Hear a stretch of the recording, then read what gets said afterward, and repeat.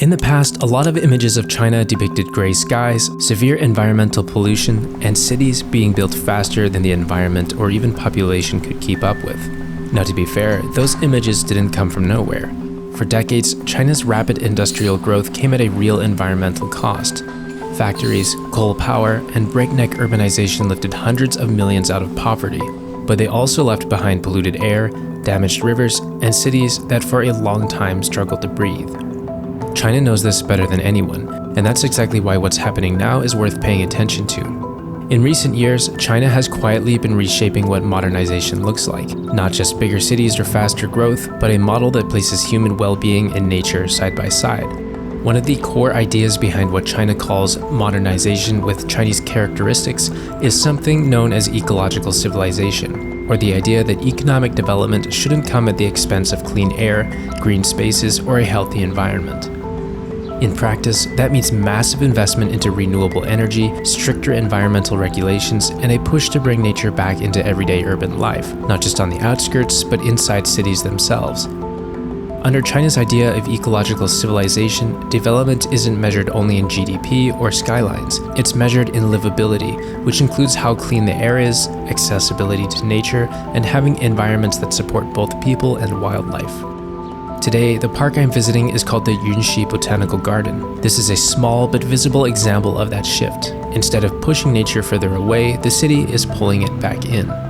Today I'm in Guangzhou and I'm about to go visit one of the local botanical gardens. This park is just one of many massive green spaces that the city has within it. 你好，买票。一张。一张，对。20元吗？啊？20。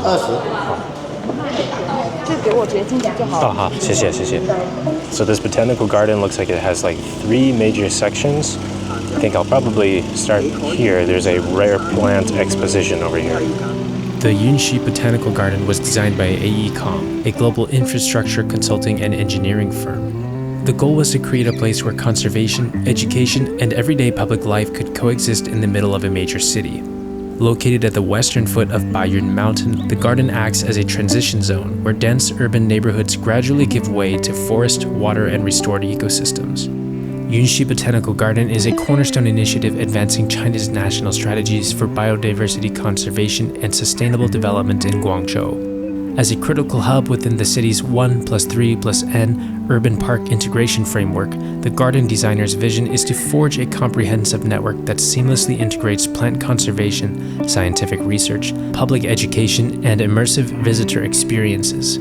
It stands as a pioneering model for harmonizing national botanical resources with the accessibility of a community park. 1+3+N refers to a comprehensive, multi-layered, and integrated approach to urban planning in China that connects different types of green spaces to create a cohesive ecological network.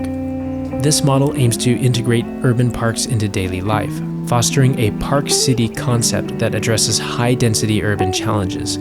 The 1 in the equation represents the big picture, a unified citywide vision for how green spaces should fit into urban life. The 3 refers to green spaces at different levels of everyday life. Large regional parks and green belts serve the entire city. Community parks provide daily access for neighborhoods, and small pocket parks bring greenery into the most densely populated areas, making sure nature isn't something you have to travel far to reach. And lastly, the N is where things become flexible. These are the connectors and adaptations.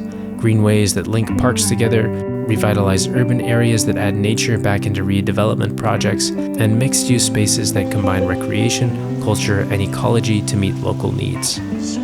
Walking around this park is such a peaceful experience. It really gives you a good opportunity to break away from the rush of the city. Guangzhou itself is definitely a very busy and industrial city, so traffic can get bad. The subways are always packed with people. It can be kind of a hectic experience, but coming over here really feels like a reset. You know, one reason why I think China does parks so well is because they actually have a very long history of building parks, or gardens specifically. Back during the imperial era, China built these very ornate gardens for the emperors, and they became this unique blend of nature, architecture, poetry, art. And throughout the centuries of Chinese history, that tradition has carried forward to the modern day. Today, China is a country where the government is focused on the overall well-being of the community, of the society as a whole. And so places like these parks, there are really a lot of them in China today. Now this park, of course, did have an entry fee, 20 RMB, which is not too bad. But not all parks in China are like this, and of course not all of them are going to be as grand or as well designed as this. But in general, even if you go to the free parks, for example, there's one that I was walking around in just on the opposite side of this park. There's one that you can go around for free, and even that park is extremely well maintained. It has a lot of public facilities, especially ones geared towards older generations. All right, we've just about made it one full loop on the rare plant trail. Now we'll turn right, and down here they have a Flower City art museum.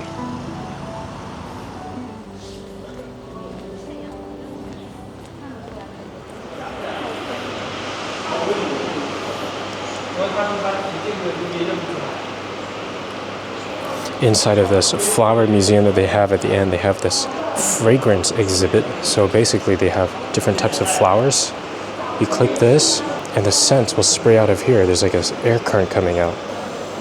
Wow, that's really nice. So that's jasmine. This one is wisteria. This is the coolest thing I've ever seen.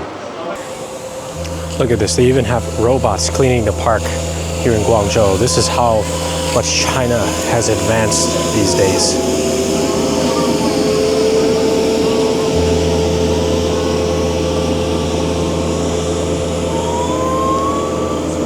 Speaking of advancements in China, I was talking to some of my friends' parents earlier, and a lot of them that have come back to the mainland after moving to the US when they were younger, they see the improvements that China has made throughout their lifetime, and a lot of them are just completely stunned by the changes that they see here in China.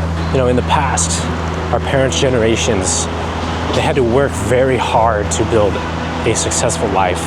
They had to work very hard to provide for their families. Life in China was just not that easy, and the prospects, the outcomes, the chances of being able to build a sustainable future for your children.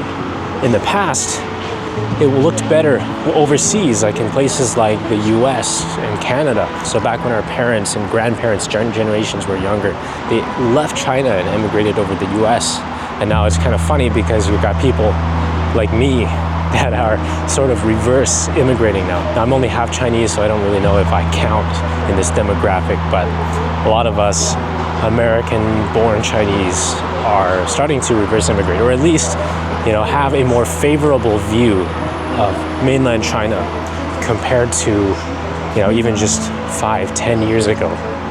You know, I remember like when I was a kid, a lot of my friends, and probably myself included, were ashamed of having Chinese heritage. You know, especially with me growing up in Utah, one of my nicknames was Wonton, and you know, it's just you face a lot of racism, or just, you know, the people don't understand the culture. But now, these days, people see how far China has come, and things are changing now. You know, my generation, we're more proud to be Chinese. We're proud and we accept our heritage and who we are. Well, I don't want to miss my train, so I'm gonna run back. I'm gonna wrap up the video here. If you made it this far, I really appreciate you.